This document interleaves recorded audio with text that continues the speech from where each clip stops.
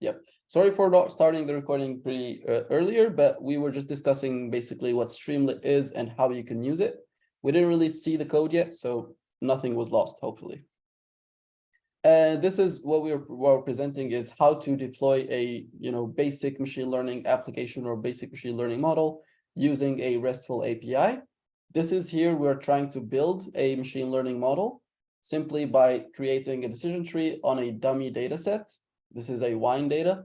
You can create your own data set, or maybe, I don't know, if you want to use those the data sets that we have been speaking about in the interpretation lecture. So we have seen interpret ML and how it can give you its own, it's not data set, but its own, interpretable models. And hopefully when you start saving those, interaction is not going to be just here is the class or here's the category or here's your prediction. It's going to be here's your prediction and here is the explanation. Here's why.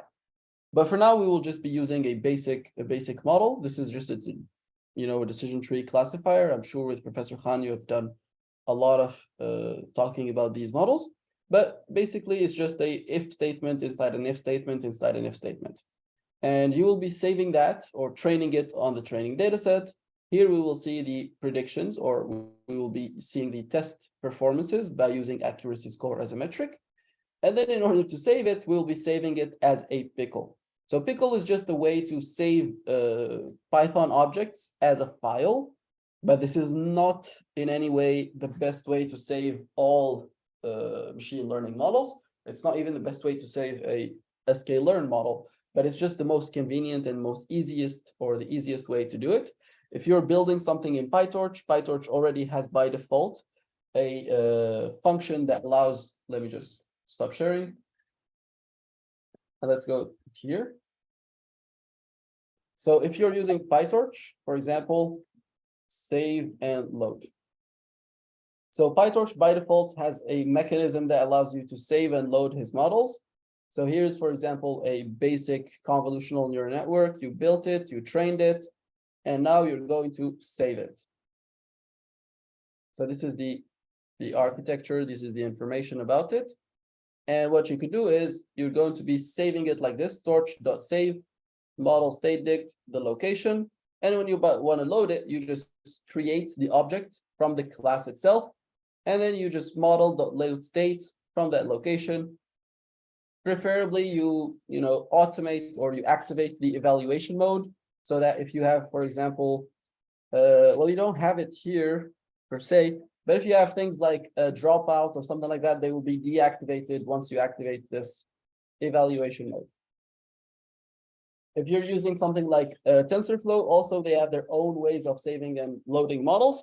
And if you are using something like YOLO or faster RCNN, then we have seen hundreds of ways to generate the files. Sorry if there's some noise in the background. I am in an Airbnb right now. But this is basically it for saving and loading or reading machine learning models, right? This is the trainer. Trainer just dumps this, the model, the classifier, the object in here, in this case, into a final prediction.pickle. So this is just a file in here, as you can see it. Here it is. It's not humanly readable, but if you want to try and read it, let's go. Yeah, it's not bad, right? So here you see sklearn tree classes, decision tree, reloaded another encoding, right? So it's not easy to actually interpret, right? Number of outputs, K, classes, Python, multi-array, reconstruct. There's some pretty cool information, right? Maximum leaf node, and then it doesn't tell you what it is. But yeah, hopefully it just at least tells you what are the information encoded inside that object. And using this file, you can go to this app.py and it basically reads it, right? Very easily. Pickle, and then you do pickle.load and you read the file. This is the location. All is good. You get the model. Immediately, you can start interacting with your model. And how do you do that? By basically building a Flask application. So Flask is one of the hundreds and hundreds of ways that you can build a RESTful application in Python. And by how do you do that is simply by creating these routes. So I'm sure everybody has at least a Facebook account or something like that. So when you are in Facebook, you want to go to your own, what is it called? Here we go. Sorry. Facebook, and then .com / I don't know, your account, let's say Imaduddin. And here you go to it. If you go to some sort of photo, it goes something like photos 1 or photos something. And then you go into that photo. These are what we call as routes, right? So these what are they called? / something. And you basically build them here. If you build like this, then it just becomes the first page that you go into. But if you want to build something like those messages in Facebook, you just come here and say messages. Here, there are multiple ways to interact, of course, with a RESTful API. Some ways you will be pushing data into the RESTful API. Sometimes you will be retrieving data from the RESTful API. And in order to basically understand these, we're not going to go through them in this course, clearly. Just type something like HTTPS functions. And the first thing, hopefully the first link in Google would give you a detailed description of what these HTTP functions are.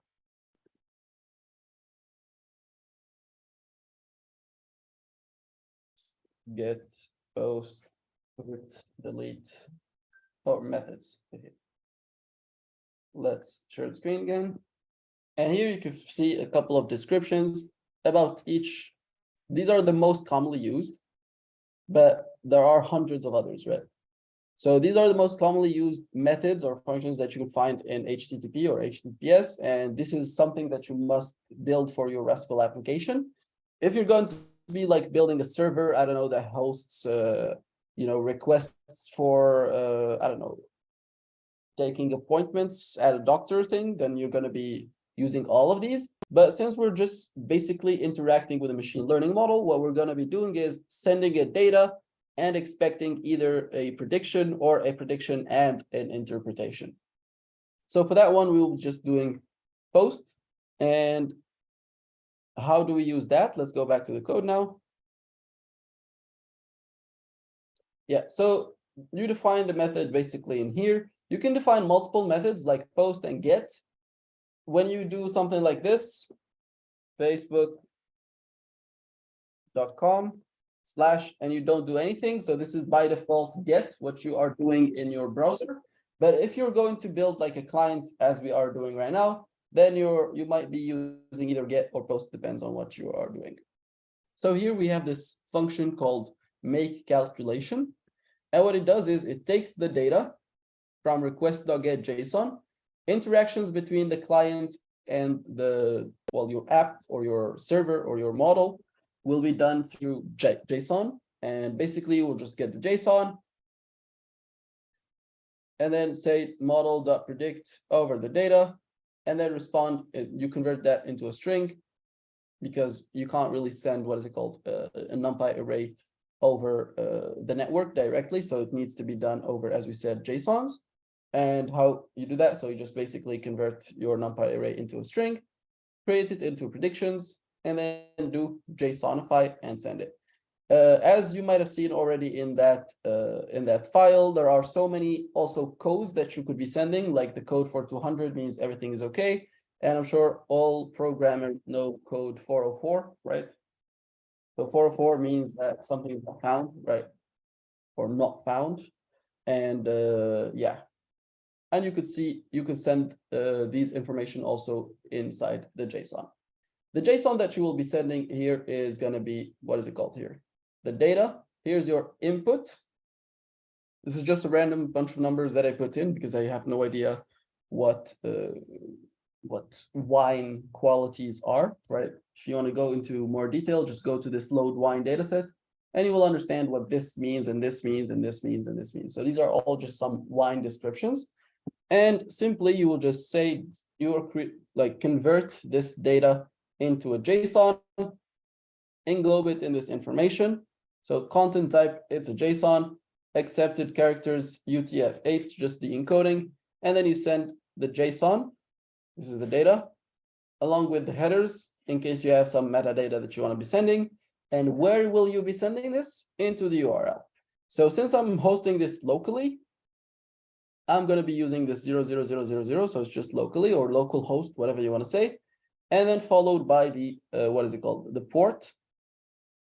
I define the port in here. Here's the port. When I create my app.run. Right now I'm running it in the debug mode because we're just testing, but usually when you do it in the non-debug mode, it's much faster. The port is 5001. It activates that port or occupies that port. And then you just communicate with it by saying requests.post with the URL. What happens is you come to this application, right? Or you come to this Flack RESTful API. It has this link with a post method. Here we're calling this API or this route with a post method. So they match together. We get the match, send the data, apply that function, get the request, and print it. You can do much more with it. You can just post it in a Streamlit, post it whatever you want. But basically, this is what you will be doing. Let's run the app. So currently, the app is already running. Let's close it and run again. So here it is running, as you can see. Let's see some things. Serving Flask app. It's called app, genius name. Debug mode is on. This is a development service. The server, do not use it in production deployment or use production WSGI server instead. Running on all addresses. And there you go, just a couple more of information. Debugger is active. Bin is here. So here, if I go to the website, so you see, if I go to the website here, it says not found because I have not what is it called? Created a get route. If you want to do that, let's do it together right now. So what we could do is we come here, we create a default route with just a get function. And what we return is a simple hello world. Very easy. Let's call this hello. Easy. So let's run again this server.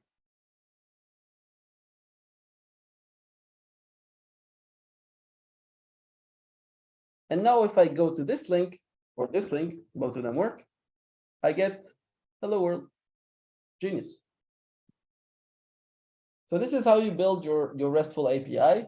Majority of RESTful APIs will not be building, HTML pages or building or sending you some CSS or stuff like that. They will be in general, at least for us, they will be sending you only interactions with the machine learning model. If you're building, as I said, a application for handling appointments and stuff like that, then you might be interacting with HTML, some CSS, some Vue.js stuff. But for us, we're basically just building a RESTful API to interact with a model.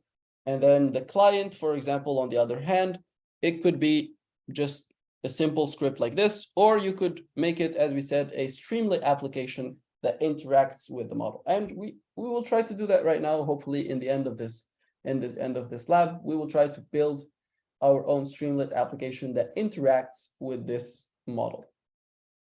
Simply put, interaction is very simple. You put the data, make it JSON, include some headers, which are just some metadata, use requests.post, which sends a post request to your client, and then you extract the data like this. So let's run it. Very quick, very fast. It's a very simple model, right? It's just a bunch of if statements, as we said. Response code is 200, means it's okay, means everything went well. If you get the response code of 404, that means the thing that you're looking for does not exist. Let's try and put some wrong port in here, right? And there we go, just close an error. What is the error? Max retries exceeded. So it tries to connect with that port, but there's just nothing, nobody's responding. Nobody's waiting for us on the other side. And there you go. Works very well, very simple. very easy to use. As we said, deploying an application in your hopefully when you go to a job is not going to be as simple as just some script in here and you press run, right? It depends on which infrastructure your company is using. If you're using AWS or you're using any other cloud environment, then you have some specificities for that cloud environment. Or if you have your own internal server and you're using that, also it will have its own what is it called? How do you say it? Like its own procedures to do so. But for us, the minimum that a machine learning model or machine learning engineer should know is how to build a basic RESTful API. Everything else, you probably will have lots and lots of different, what are they called? Engineers who will be working with you and helping you on the deployment side. So most of the cases, none of us will ever be handling the deployment itself. The only thing we will be doing is we will be creating some RESTful APIs, and those RESTful APIs will be deployed by some other engineer who is only focused on deployment. You know, they're either called MLOps or DevOps, but that's not who we are, right? Now, the final step, as we've said, you could build your RESTful API like this, connect to it using a simple script or using a Streamlit application. But where do you put this script or this RESTful API, for example? Usually you will be putting it inside a environment. This environment is usually just a Docker container that contains basically this information. For us in this course, I'm not going to go into too much detail about what Docker is or what Kubeflow is or all of these technologies. As I remember, there is a course on big data in Innopolis course in curriculum. So in that course, you will be speaking a lot about Docker containers, but just as an introduction, like a quick intro to, like super quick intro to what Docker is, because well, you're gonna need it, right? You can't really go get a job in the field of, you know, computer vision or in any machine learning company if you don't even know what Docker is. So Docker is just basically a way for us to create this. Let me get this some images. Yeah. So this is what Docker does. Previously, what you used to have is an infrastructure. Let's say my laptop right now, host operating system. I'm using Mac OS, and basically you would have your applications running directly on that host operating system. Even if you get to use, for example, something like Conda or something like that, you will be creating different environments, but still you will be very much limited to the choices of the, for example, the operating system that you're running with. Whereas with, what is it called? Yeah, this is with virtual machines. Whereas with containers or virtual machines, they allow you to get this guest OS thing on top of your infrastructure. But the best thing about containers is they allow you to have extreme precision and separation between your different codes, right? So it happened to me at least once when we were deploying a model, and the evaluation, let's say infrastructure or the evaluation code required a certain library, like version, let's say 5, whereas the model itself required that same library, but version 6. That created a little bit of issues in doing so because they all belong to the same project, right? So they're all, let's say, the same application in the same color. With Docker containers, you're just able to put your validation scripts in the same in one container and then build your training script in another container, and each one will have their own, you know, what are they called?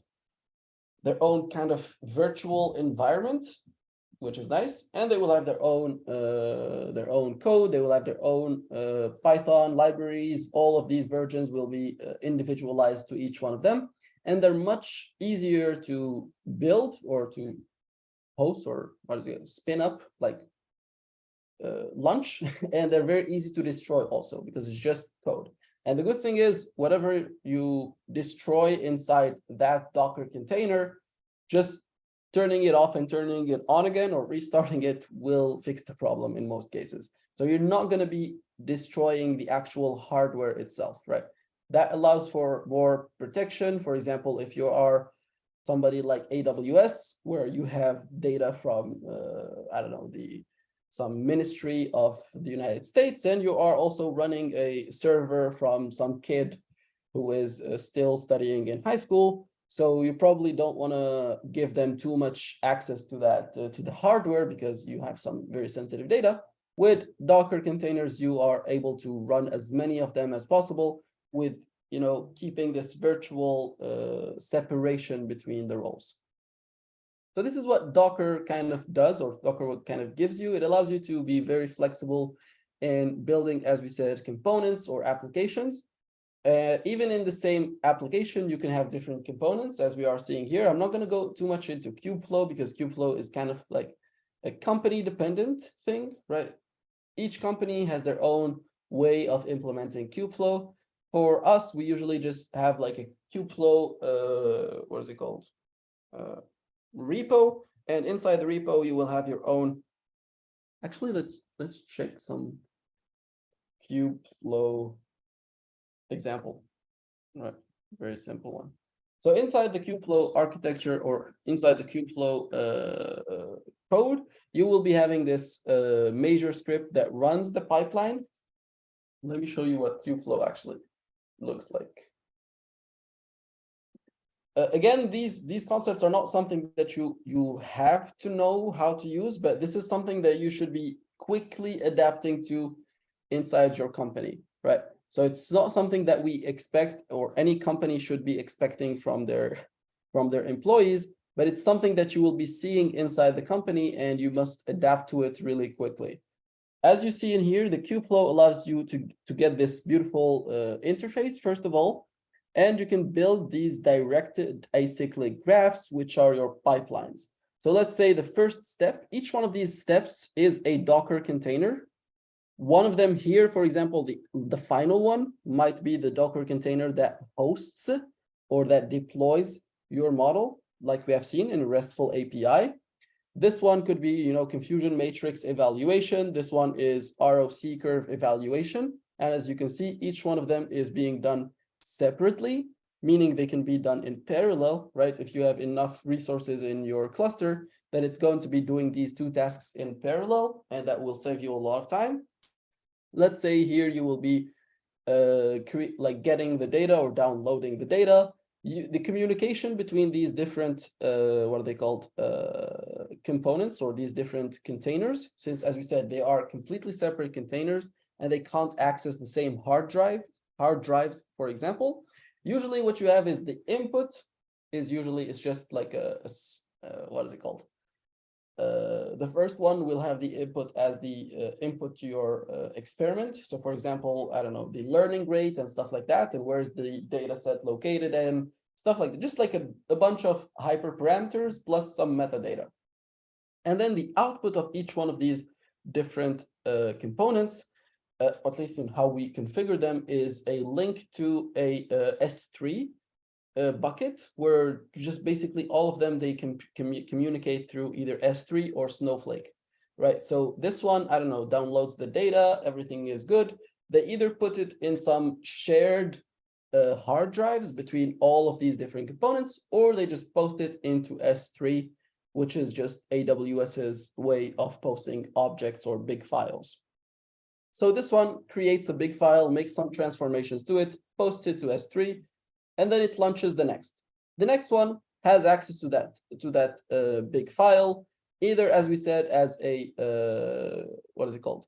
As a pass along. Usually what ends up happening is you create a location in this container's hard drive that gets copied to this container's hard drive, or they have, or all of them basically have access to the same hard drive, or they communicate in S3. So there are three ways of communications between them. It depends on the size of basically the object that they will be passing through, and how much money are you willing to spend on it. And basically, for example, this is downloading. This is some validating the data, that there are no null values, or there are no extremums or something like that. or no outliers. And then the next one would be to, I don't know, transform it between 0 and 1 or normalize the data set. Here you are training XGBoost, for example, or training just a basic decision tree, making some predictions, evaluation, and then the deployment. So this is basically what our friend Kubeflow allows us to do. And you can build these pipelines using this machine learning or Python, basic Python code. And through the basic Python code, what you will be doing is dsl.pipeline. This function or this script, you just run it and it will create to you a pipeline file. The pipeline file, you will be uploading it to this interface. Usually this is hosted on your cloud environment. I'm not going to go too much into detail on how the authorizations happen. For example, how can your code execute something on AWS's GPUs or executes only on the CPUs. All of these authentication processes, it depends on your company. For example, at PepsiCo, we connect with SSO. So basically you just connect to PepsiCo, and then anything you run on your from your local machine or coming from your local machine will have access to anything you want. Of course, it must be configured pre-hand, but using SSO, it handles that very well. Others, they just usually include like, what is it called? IAuth like name. For example, I'm not sure where to put it. It's usually in the experiments hyperparameters. Just you write your GitHub name or the name inside your company, and then it does the mapping directly for your authorizations. Allows you to run on a CPU, as we said, or a GPU. And all of these can be configured from within the container. So if we look in some of these examples, so here we don't have actual examples of something running on a GPU, just cluster names, GPU, nothing. But yeah, basically inside your code or inside your Python code, you will be asking to get access to a certain type of infrastructure using either like a big GPU or a small GPU. And it's up to you to basically configure all of those. Each one of the components, so we've seen right now what the pipeline looks like. This is the pipeline script, and it creates just the link between the components. You're basically creating that this is the first one. This one sends its output to this one. This one sends its output to this one. This is what you're doing here in this script, right? So what you're doing, creating the first operation.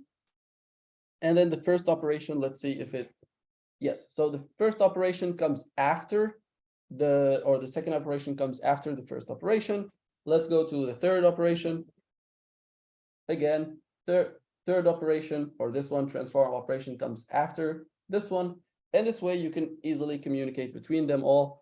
And using the output and input, yeah, these are the input directly. And using this output hyperparameter, you can either, as we said, send in different, what are they called?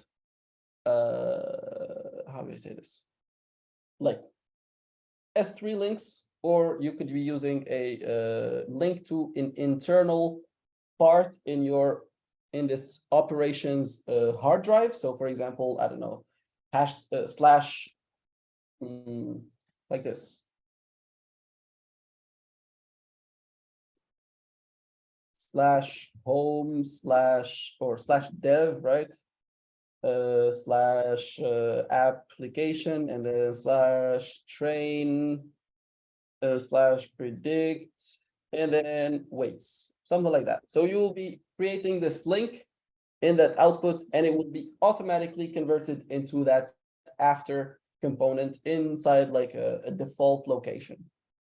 It's up to you how you will configure these things. It's usually up to whatever company you were working with, and the communications happening between them will be dependent on that.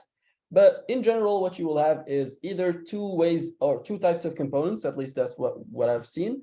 The first one is components that are using Python code, and the second one are components that are just basic bash scripts.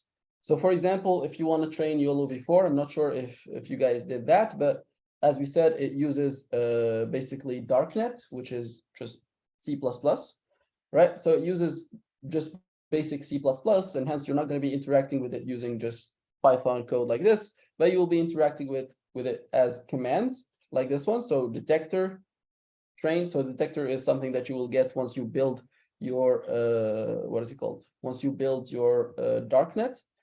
But thankfully, since we are using a pre-built darknet that is working for GPU, has like, what is it called? Not CV, it's OpenCV. Yeah, has OpenCV already configured. And this is the architecture type that we are using. And from here, you will have everything already pre-built. So you can just come here and run this bash script and say detector directly train and send it the object of data, send it the weights or the initial weights or let's say the architecture definition, the config, right? Yeah, the conf, something.conf, right? Where you have the configs or the configuration of the metadata or the hyperparameters slash the configuration of the architecture. And then these are the pre-trained weights. You can send some other tags like clear or don't show just to speed things up or to print something that you want to see. Zip everything up, send it to the output path, and by default, it will be copied or it will be sent to the next component that will come after it. How do you define the next component? Very simple. I deleted it, but very simple. You just say that this component comes after that component and everything will get copied appropriately. The second way to do it is to build a basically, yeah, this is the most common one, is you build like a component from scratch using only Python. So this component only has Python in it. It's usually probably a Linux.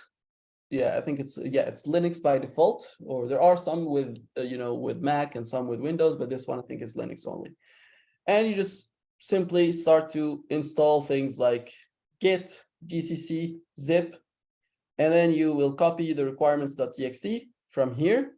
This is in your local machine. It basically using this Docker file script or information in here, it will copy this file from here and send it to your Docker container. Here it will try to pip install everything inside your requirements.cache, then it .txt, and then it will remove it.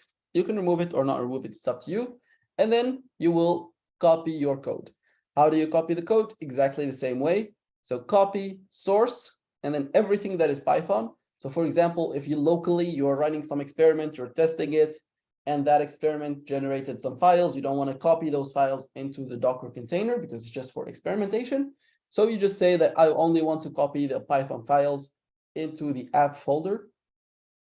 And that's it. You start running. You just say the entry point is Python and then running the main.py. So it runs the main.py. If you go to main.py, let's just run this one. It's a script that allows you to do things like augment. So for now, I'm just using it as just a random one. You can just say, let's do it like here. So you can say something like Python main augment, and let's say some hyperparameters, some hyperparameters like learning rate equals 35, something like that, right? It's up to you to define what are the commands that you can run. So here you can do something like, let's say not augment, but train, and link it to a function called train. Right now it's not defined, but you get the gist of it.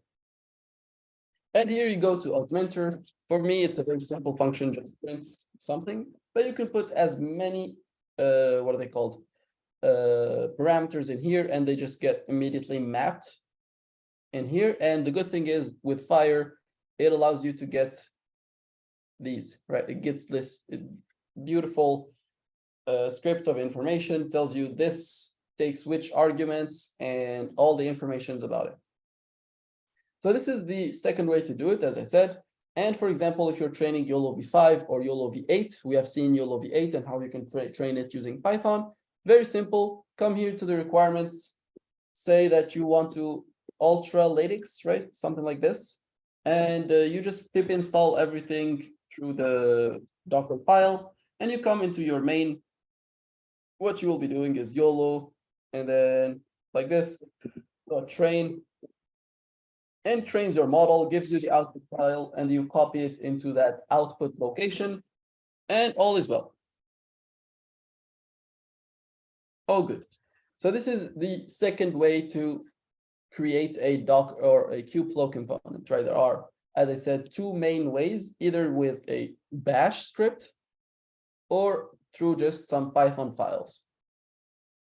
Now, these are the three ways that we have discussed. First one is you build a RESTful API. Usually you will be putting it inside a Docker container. Here it is. And either you will be communicating with it through a script, most likely you will not, or you will be communicating with it through like a more beautiful interface that is built by some front-end developer, or you will be doing it through like a Streamlit application that you will build manually. So let's build some Streamlit application manually, right? I'm gonna simplify it a little bit. Here we go. Just reduce this, pull this up a little bit.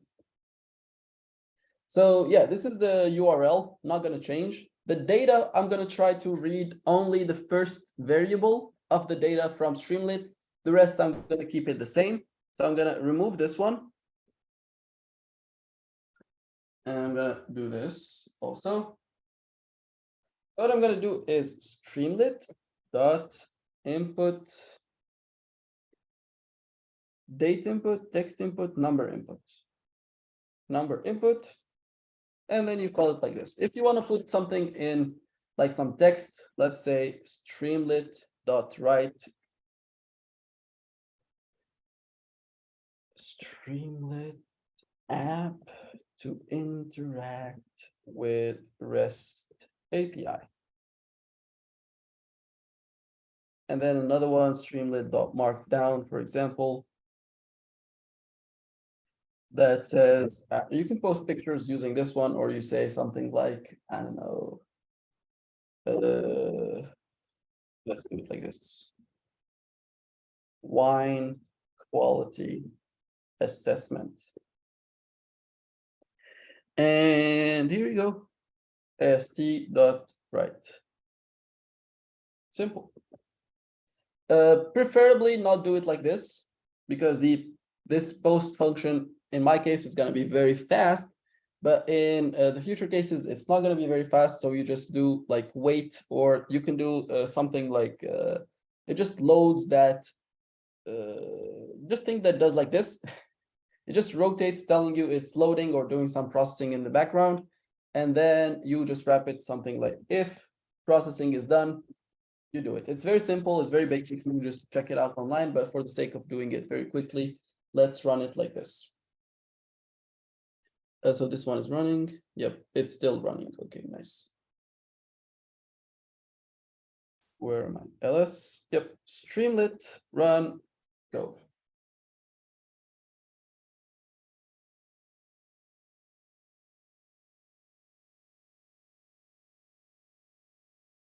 Okay, something wrong happened.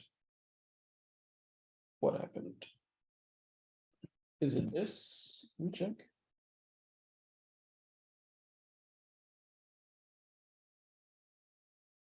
Model click has no attribute get OS args.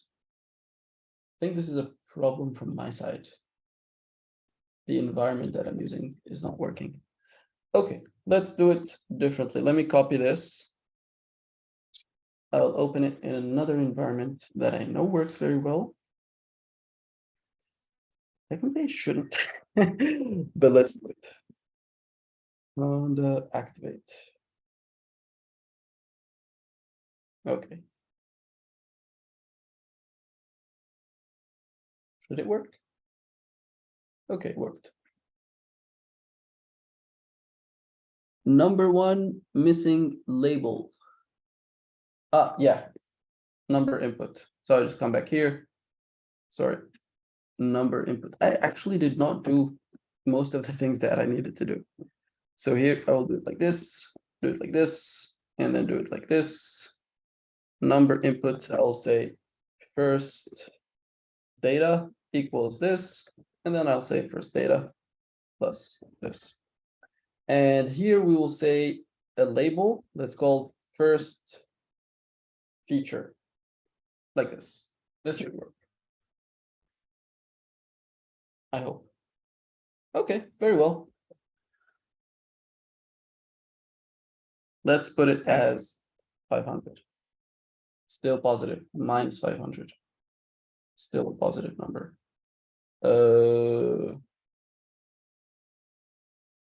How about we do the rest of them as random? Yeah, I think that random would look very nice. Or everything. Let's keep how many of these are? Okay, let me do a multiplication, right? Like this. Here's the data. All good.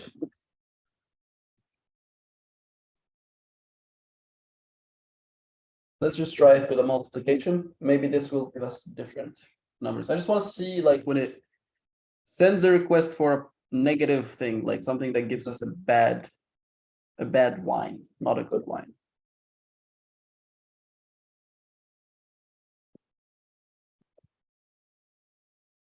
Let's try it. Not sure if this will work. Cannot multiply sequence float by an array, so it's not a numpy array. Numpy dot array.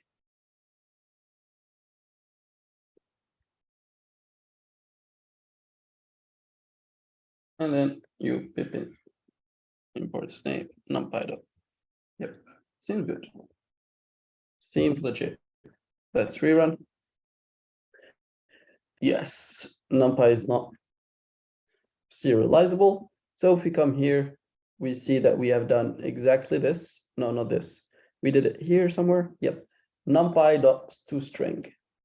We copy this function, bring it here. And the inside, we make it this. Hopefully all good. Rerun. So there was an error. Why there was an error? Maybe this numpy.string. Yeah, I think I'll just do it like this. List. This should work. I hope. Object of type ND. Didn't we just convert it into a list? It's weird. Well, anyway, let's just make it as a simple application. Let's do it like this.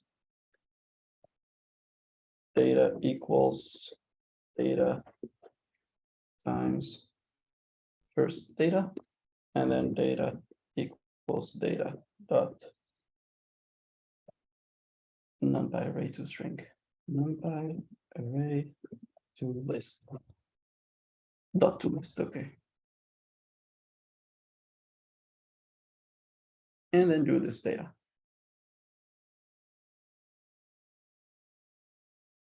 Let's rerun. Okay, it worked. But it's still a positive number. Let's multiply it by 0. Okay, my model is either very bad or something's not working.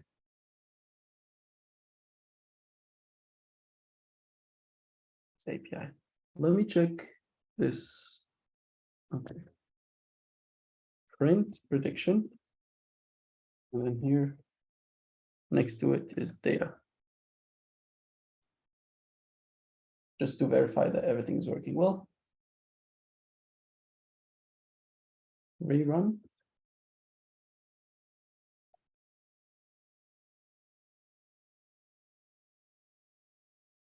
Okay, let's go here. So it did work.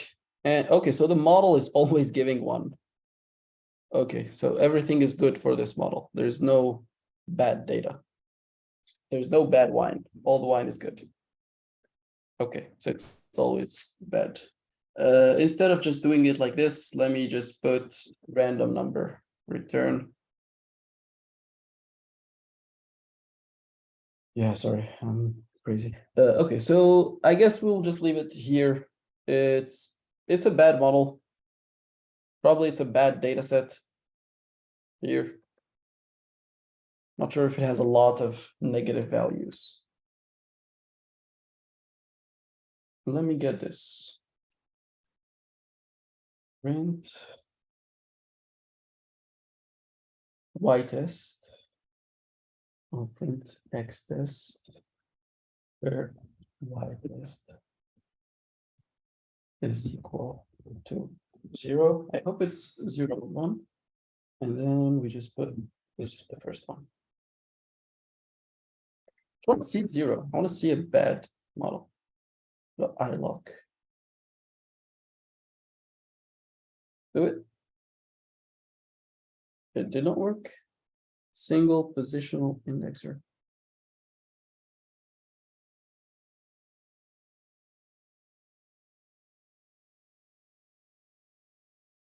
Wait a second.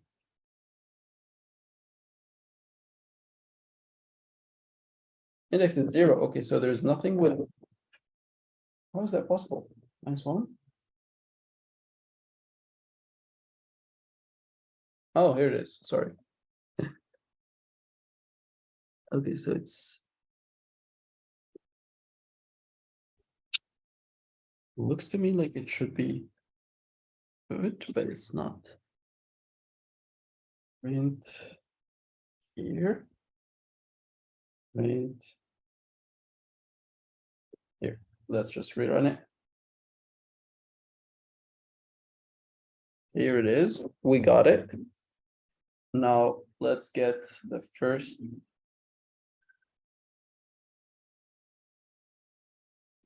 I think @0 should work directly.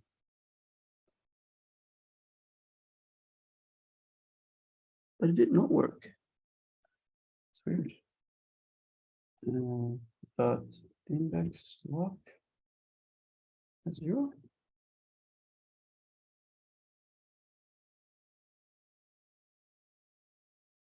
Single positional indexer is out of bound. Oh yeah, maybe this. This should work. No, I don't think it should work. No, it's all good. I have no idea how this data set looks or how does it work, but this seems too genius for me. Let's try this out. Wine dataset. Here it is from 1991. Can we get some examples? Data folder, dataset description. Okay, let's just give up. So this is how you build a Streamlit application. This is how you interact with your model. We don't have to see a negative example. We could just fake it. I don't know, just return -1 always, or return something like that. But this is basically it for the deployment, at least enough for you guys to start your projects or to give a good presentation for your projects. Once you have, I don't know, whatever model you have, could be a YOLO V8 or YOLO V4 or something like that. And you will have to train it, right? Save the weights, put the weights inside a RESTful API and communicate with that RESTful API through a Streamlit application. Streamlit applications, as I said, are very easy to use. And you can do things like, upload files with just one line of code. Here, let's see, uploading the file. Yeah, just file uploader, and it allows you to upload the file. And you can immediately interact with that file as if it's an object here that is already read. So it's amazing. It's very simple to use, interacts with images, audio, text, video, all very easily and very, very flexibly. So I think this hopefully should allow you, as I said, to give us a very beautiful presentation, hopefully. For the next lecture's presentations, you're not going to be doing it in a public setting. So I'm just gonna, as we did before, split you into multiple rooms, and then those rooms I will just jump from one to the next. We will have a strict time limit of 5 minutes for each individual, and I will just put the order already in the group channel, so you don't have to just wait for me to randomly pop in and check your project. Just come at the time that I request or the time of your order. It's going to be random. And you just come in and present your project for 5 minutes and we go to the next one. Okay? Okay. Great. So do you have any questions about deployment in general or about the course? Yes, I have a question. Yes. Like we see this example where we have just one model performing one thing in the background. Like what if Yes. I have some complicated kind of application where I am using 2-3 models to perform 2-3 different things? If they are 2-3 different things and they're completely separate, so each one of them will have either their own RESTful API. So each one will have a new script. So app1.python, app2.python, app3.python. Or if they are kind of related and they kind of use the same model or kind of use the same thing. So what you should be doing is something like this, right? This one is model 1. Model 2. If they are related, as I said, if they have the same, I don't know, they use the same Python environment, they use the same some different parts of the neural network. Maybe this one, they use all the same encoder, but then this one is a classifier and this one is another classifier. So it's up to you to basically decide whether to use them in different scripts, different routes, or different components. All right, I got your idea. All good? Yes, yes. So thank you guys for attending. I know it's the weekend and I know it's really difficult to attend during the weekends. So thanks a lot, guys, for coming. And hopefully it was at least a little bit chill and not too details. It's a little bit easy, as we said. We've seen it's very basic, programming in general. It's not really related to machine learning. So nothing hopefully is too complicated. So thanks a lot for attending and have a great weekend. Thanks for the lecture. Same to you. Thank you. Goodbye. Sorry, I have Bye-bye. a question. Yes, yeah. On the next lecture, we have like a final presentation of the project, or No, mid presentation. So just presenting for me that you have some code, some data set, just something, right? Just that you started something. Okay, but you say that we are like individually present you, but I'm working with friend on the project. Simple. And it is allowed. So we will present together. Yes, yeah. Just come together, but both of you come together inside the same room. I will put you in the same room and you come together and present. Okay. Perfect. Thank you for the lecture. Have a great weekend.